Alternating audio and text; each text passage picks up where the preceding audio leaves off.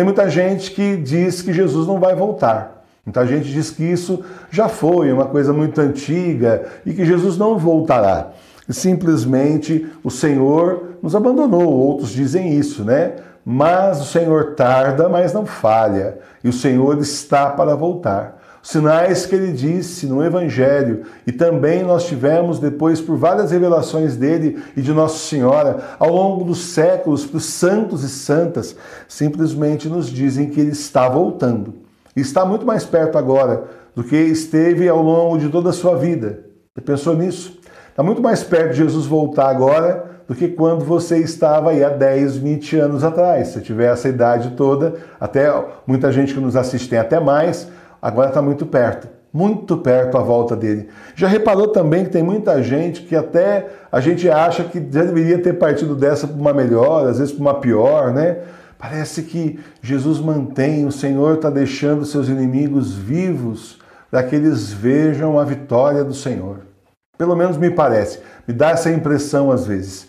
Ele está separando o joio do trigo. Nós estamos começando a ver o joio que antes era infiltrado no meio do trigo. E agora diz, opa, eu sou joio, eu não sou que nem vocês, vocês são trigo, mas eu sou joio, com orgulho, com arrogância. Eles fazem isso. E cada vez mais você vê que as pessoas estão se revelando. E cada vez mais você vê que muitas pessoas vão envelhecendo, cada vez mais os maus não partem desse mundo, muitos maus continuam aí, quando pela lógica já não deveriam estar. É como se o Senhor fosse mostrando para nós quem é o joio, quem é o trigo, e também como se ele quisesse que essas pessoas vissem a vitória dele. Então é uma coisa assim bem impressionante, são coisas que a gente conversa muito aqui no apostolado e que é realmente assim para se pensar bastante. Hoje é dia de Santa Clara de Assis. Essa moça, ela abandonou a riqueza, ela abandonou tudo que ela tinha na casa da mãe, o pai já era falecido, abandonou a vida dela e simplesmente se dedicou totalmente a Jesus, de uma maneira que hoje a gente fala que foi radical. De uma maneira assim absoluta, largou tudo, saiu da vida do mundo aqui com tudo que ela tinha e foi para a pobreza absoluta. Abraçou a irmã pobreza, seguindo o exemplo de São Francisco de Assis. Aquilo foi uma renovação, né? São Francisco foi uma renovação na igreja da época, do tempo dele, porque infelizmente os maus exemplos de clérigos e religiosos, infelizmente a gente sempre teve. Agora é muito mais, né? Proporcionalmente é muito mais, mas sempre teve, né? E no entanto, São Francisco jovem abandona tudo. O pai dele era mercador, era comerciante, tinha dinheiro também, uma condição social boa. Ele abandona tudo e atrás dele vão outros jovens, entre eles Santa Clara de Assis. Atrás dela, pelo exemplo dela, pelo amor que ela tinha a Jesus, vai a família dela, a mãe vai, a irmã vai, a prima vai, um monte de gente vai, né? A família dela vai abandonando o mundo também e vai servir a Jesus. E eu queria então colocar para vocês hoje, assim, a gente examinar esse exemplo de Santa Clara de Assis e a gente fazer a pergunta, até onde nós não estamos na vida velha de Santa Clara? A vida velha de Santa Clara era uma vida no mundo. Ela ia à igreja, como a gente, muitos ainda vão, né? Muita gente já tem igreja para ir, que bom. Ela ia também à missa, fazia lá suas orações, mas ela estava inserida no mundo. De repente ela percebeu que muita coisa que ela tinha era exagero. Muita coisa que ela tinha não havia necessidade. Então eu queria que você assim avaliasse hoje na sua vida quanta coisa você tem, quanta coisa, pior ainda, você busca, que na verdade você não precisa. Quantos são os valores que o mundo colocou dentro do nosso coração, dividindo o lugar do nosso coração com Jesus? Não devia. Nosso coração devia ser só de Cristo. Mas quantas coisas estão no nosso coração, na nossa mente, que são do mundo e não tem nada a ver com Deus? Quantas vezes a gente corre atrás de sonhos, objetivos, projetos, realizações, da parte material? Eu sei que a parte material é importante, mas tem gente que faz isso o objetivo de vida. Tem gente que está aí já de idade e continua lutando pelo dinheiro como se já não tivesse conseguido um lugar ao sol, como se fosse viver mais 200 anos, como se ainda fosse aquele jovenzinho. Muitos aí começaram com isso, gente que começou sem nada e hoje tem muita coisa. E a pessoa continua batalhando como se ela não tivesse nada, no mesmo ritmo. Será que na nossa vida hoje, a gente avaliando, nós não temos um monte de coisa que nós precisamos, a exemplo de Santa Clara, abandonar também? Coisas que nos distraem de Jesus. objetivos da nossa vida que nos distraem de Jesus? Será que a gente não consegue levar uma vida mais simples do que a gente leva hoje? Mais barata, mais simples, mais perto do Senhor, mais seguindo o exemplo de Cristo? Será que o consumismo também não nos atacou? Porque é fácil ver o consumismo do vizinho, né? A gente olha e fala para aquele parente, nossa, aquela pessoa que quer comprar o shopping inteiro, quer comprar tudo, quer ter 300 pares de sapato. É fácil ver nos outros. Mas em nós, se a gente parar em nós, olhar na nossa casa, olhar nas coisas que a gente tem.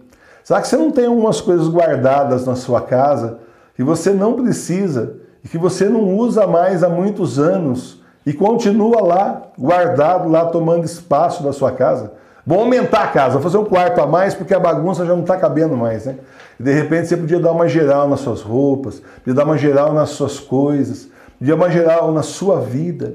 Tanta coisa que você dá valor hoje, que são coisas do mundo, e de repente não tem esse valor. Porque vai ficar tudo aqui. E o que a gente precisava era ser fiel a Deus, era a gente se encontrar com Deus, procurar Jesus todos os dias da nossa vida, como Santa Clara fez também. Nem todos têm a graça de serem chamados a uma pobreza tão absoluta como Santa Clara e São Francisco foram. Isso é graça de Deus também. Eles foram chamados para uma vida assim muito radical, totalmente dedicada a Deus, inclusive o servindo na pobreza. Nesse exemplo da pobreza, tinha um clero rico, um clero que gastava, um clero que se preocupava com as roupas, com a pompa e glória. Naquela época tinha um pessoalzinho assim também.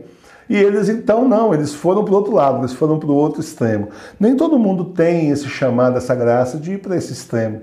Mas dentro do que a gente está, procure na sua casa, na sua vida, se não está cheio de coisa que você precisava deixar e que sabe o que é pior, estão atrapalhando você.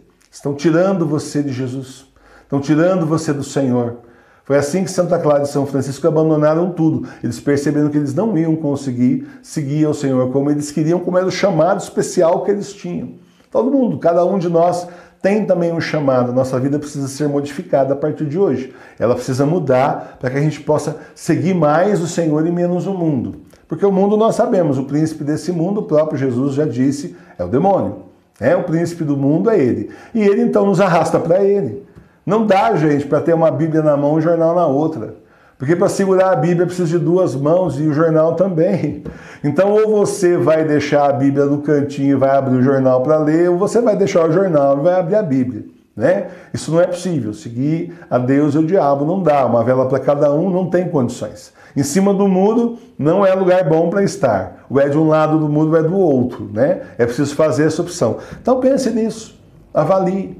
Avalie, inclusive, assim, os franciscanos, né, originais, autênticos, as clarissas também originais, autênticas, né? Esse ramo franciscano, eles têm, assim, um pessoal que tem vocação para ser eremita, né? E o eremita, assim, não só esse eremita que vive nas cavernas, porque tem toda uma caricatura hoje, infelizmente, em cima dos eremitas. As pessoas, a mídia abandonou os eremitas católicos porque não interessa para eles, claro, são santos, não interessa para eles. E começou a mostrar para a gente eremitas de outras religiões, que para a nossa religião não interessa. E é assim, acaba ficando uma coisa pitoresca, caricata, né? Mas pense, inclusive, em você nesses fins dos tempos. De repente você já é mais velho, está aí aposentado com a esposa em casa, os filhos casaram, você tem aquela chacrinha que você usa só para o final de semana. Pense, de repente, se recolher nessa chacrinha, se tiver esse espaço, né? E, ou se não tiver, conseguir ir com outras pessoas, estar adquirindo para montar uma comunidade de fé. Pense se você não seria mais feliz se dedicando no meio da natureza, que foi o que Deus criou, e que Santa Clara e São Francisco viviam, adoravam, gostavam tanto da obra de Deus. Não com essas coisas de ectologia, por favor. Pense se não é o seu lugar, lugar de você estar mais em oração.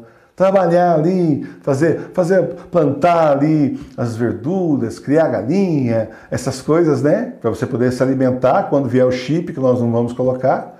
E pensa então, se você não é chamado a isso, uma parte do dia você trabalhar ali e a outra parte do dia você estar em oração. De repente é um chamado. Você já pensou nisso e hoje o Senhor pode estar batendo na sua porta dizendo, ei, lembra aquilo que eu tinha te inspirado uma vez? Pense nisso, estou esperando você.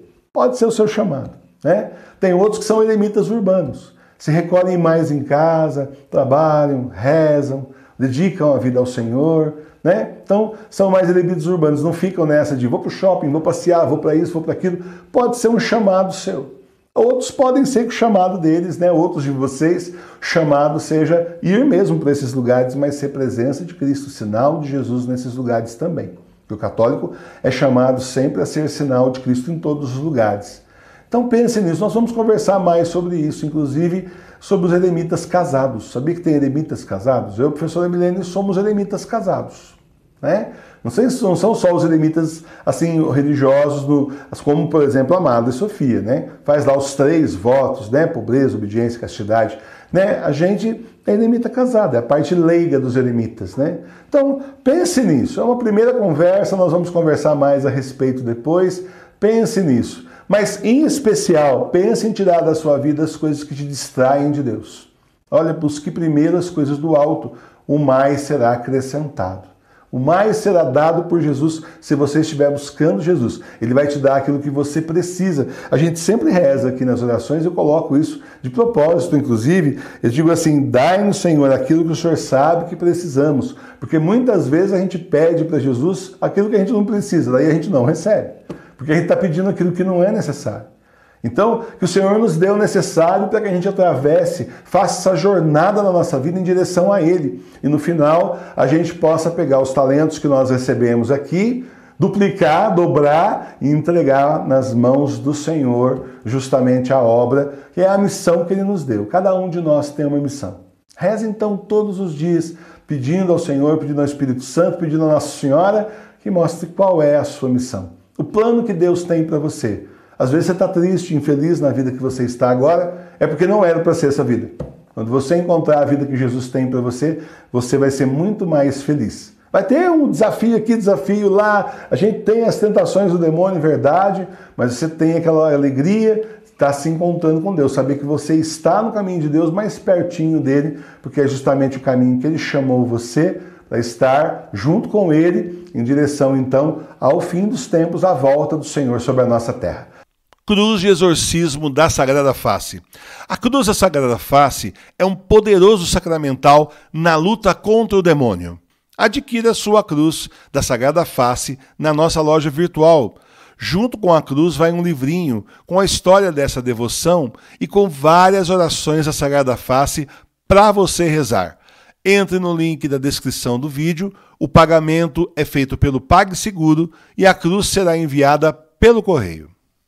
Cruz de exorcismo da Sagrada Face. Use com fé, receba muitas graças e a proteção do Senhor contra o demônio. Paz e bem.